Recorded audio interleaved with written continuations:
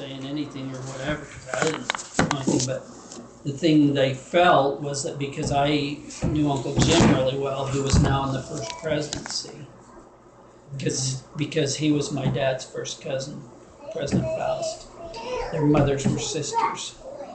They were born 4 months apart, and their dads were at war at the same time, and they lived together as little kids. And Grandma told me neither one knew who their real mother was because they were just all together. It was Amy and Angie. Well, anyway, I don't know if that was, but we'd gone to the old Nauvoo burial ground, which is 2 miles out of Nauvoo, and it was just a bunch of junk at the time. We even probably, well, go ahead. They're pretty sure he's not buried there. Because is there a headstone there? No, what do you mean? no, because there's no headstone anywhere. Oh. But at the time he died in 1840, they tended to bury them on their own property, Oh. which is owned by the property that he owned then is owned by the Reorganized Church. It's right there by their visitor center, just north of it, I think. But anyway, but Bryce talked about it. Well, anyway, we were all out there just kind of roaming around this cemetery, the old Nauvoo burial ground. And everybody had left but me, and I just stood there, and I felt this overwhelming sensation, feeling, or whatever you call it. He bumped his head.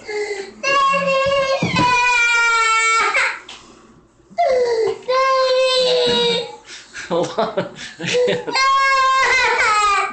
Just a minute, I'm gonna take Luke Stanford. Hello.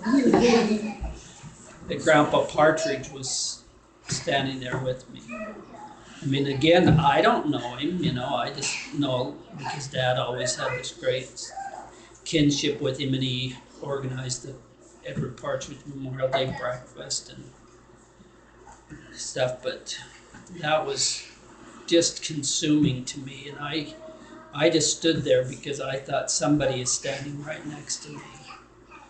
And I stood there for a little while, and then I started to walk away, and I just thought somebody is here with me. And I turned around to look, but I saw nothing.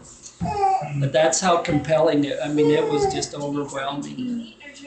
So then I think I've got this written down, but we came back, and then I talked to Uncle Jim or something, or I think Dwight Day, who was that first cousin that he'd talked to Uncle Jim, and he says, well, you take care of it and let me know, or something. It was just kind of like, I don't have time, I don't know what it was. And again, I can't remember specifically what all was said, but it was kind of that way. And and then Bryce, he had kind of this thing about it. He'd kind of gotten the bug, and that's why he brought it up to me. And in fact, Dwight, I think, who had mentioned it to Uncle Jim, probably at somebody's funeral or something, how he'd come to some cousin's funeral. And he said, well, if we're going to do it, you need to have Matt do it or something like that. Uncle Jim had thrown my name out there, and maybe that's why it got through the circle. That's why Bryce talked to me. Well, you were, at the time, pretty involved in the Lyman family stuff. So, Partridge family. So, anyway, just some highlights of that. When we finally, Uncle Jim caught on. I can't remember. Maybe I went and met with him. I don't know. But he wanted to have a committee and have somebody from each of the daughters. Emily was the oldest living one, and she married Brigham Young. And in order, but no, Caroline maybe was the oldest, but Caroline Ely was Angie's great-grandmother. And then Lydia was Willis's grandmother. And then Eliza had been married to the prophet, but when he died, she married Amasa. So he had 3 daughters that he married. And then there was a boy. So anyway, we kind of got this committee together, and one of them was in charge of designing whatever, and I don't remember all that, but Designing what? Sorry, I missed a headstone. It was to put a monument. And the first design was some great big thing, and I remember being in that meeting with Uncle Jim, and he said, "Well, we've got to be really sensitive because there's a lot of prominent families in the church that have people buried out there, and so we got to be careful, you know." Where was so this headstone going? in the old Nauvoo burial ground, even though we were pretty sure he wasn't buried there, but it was just something to acknowledge. Memorial, like you said. Grandpa Partridge, who the family feels, you know, should have something. And we got so far along on it, and Uncle Jim was President Hinckley's second counselor. What was he? Second counselor. Who was the first counselor? Monson. Okay. So,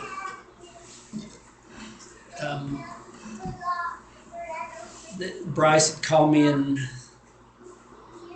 say, well, they want a plat map of the cemetery or something. Or no, Uncle Jim would call me because President Hinckley wanted to look at the layout or something. I don't know. So I'd call Bryce and he'd say, well, there isn't anything, you know. And we kept running into these snags, you know. It just wasn't working out and stuff. And anyway, but we finally, I think, settled on the thing that's out there now.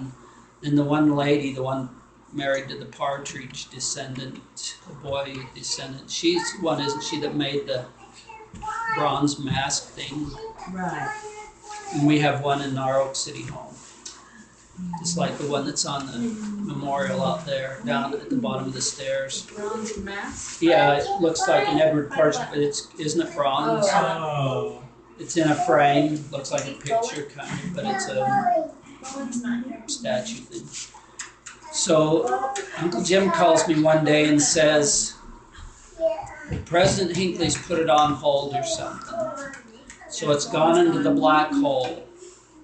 But I'll get it back out, he says. But I need you, and I think that's when he said we needed the plat or something. Because they just, I don't know, it just wasn't fitting together. So, you know, the president of the church probably has 10 billion things going on. And then Bryce calls me and says, well, President Hinckley's coming out here to Nauvoo to dedicate the gazebo down at the end of the Trail of Tears or whatever they call it, the road where they lined up and got on the river and floated or rode across on the ice or something, whatever they call that.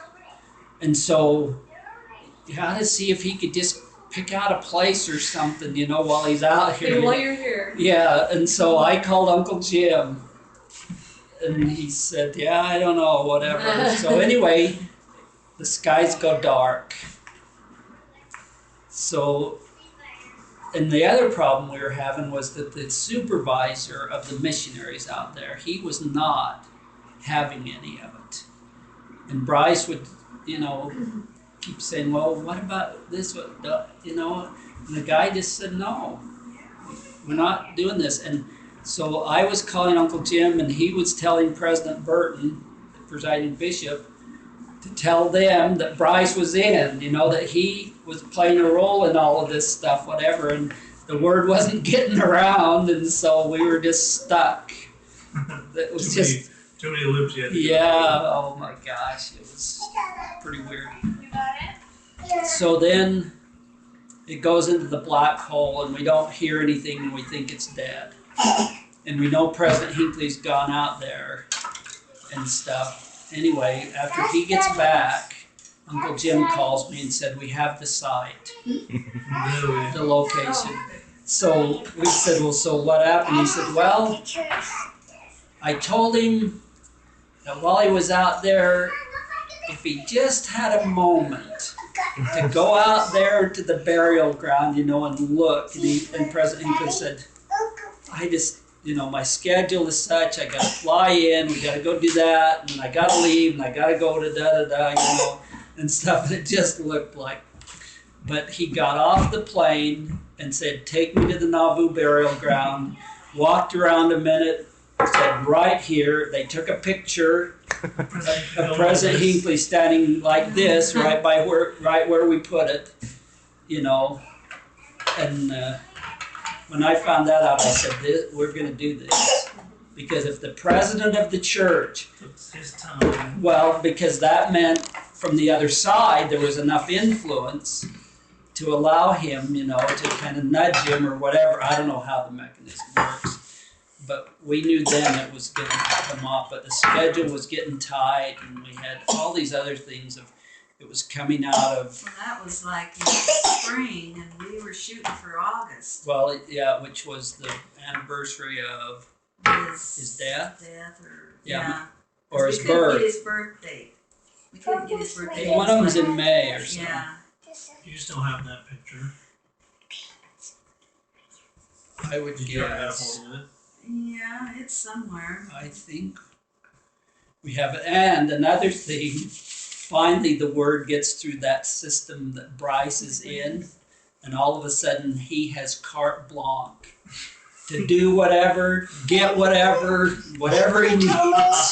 I just thought, well, this is funny. Yeah, One day he was just a pain in the neck to the guy, and the next day he's the man. Yeah. And so he started calling the shots, and they got the thing dug so they could put the foundation in, you know, and then the guys that were doing the stone, it was the guys here in town we couldn't get it done and get it shipped out or whatever, so they had the quarry do it out there, and they shipped it in, and the guys had some motor on their winch break down. They drove all through the night, whatever. It was Get it put in before President Faust got there to dedicate it. one thing after another. And it was pouring rain. Yeah, it rained pretty hard today. But the greatest thing was two things. When I felt that presence, and then when President Hinckley took that time to go pick out the sign.